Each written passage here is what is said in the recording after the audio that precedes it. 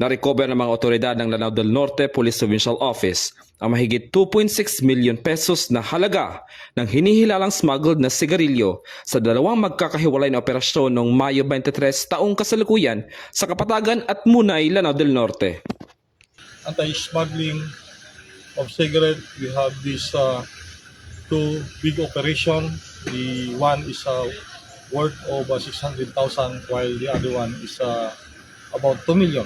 Bandang alas 12:30 na madaling araw habang nagsasagawa ng checkpoint operation San Pork 1, Bansaville 1, Kapatagan, Lanao del Norte, pinara ng mga tauhan ng 2nd Provincial Mobile Force Company ang isang Honda CR-V na bumabiyahe mula Sultan Naga de Maporo patungong Kapatagan. Sa isinagawang inspeksyon, nadiskubre sa passenger seat at compartment ng sasakyan ang 750 rims na mga sigarilyo na may tinatayang market value na 600,000 pesos. Kaagad namang dinala sa Kapatagan Municipal Police Station sina alias Ray at alias Kai para sa dokumentasyon at kaukulang disposisyon.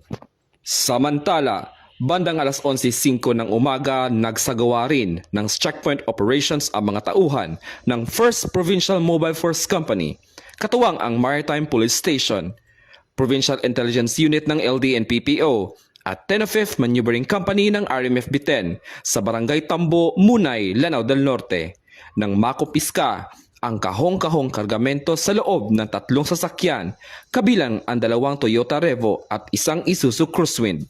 Sa masusing inspeksyon, natuklasan naglalaman ang mga sasakyan ng 50 master cases ng mga sigarilyo na may tinatayang market value na 2 million pesos. Agad ding dinala sa Munay Municipal Police Station ang mga driver at pasahero para sa dokumentasyon. So the Lanao del Norte Police Provincial Office is moving forward, consistent and expanded to implement the law with the help of the community. Mula dito sa Lanao del Norte Police Provincial Office, ako yung PNN Correspondent, Patrolman Kim Luna, alagad na batas, tagataguyod ng Balitang Pulis.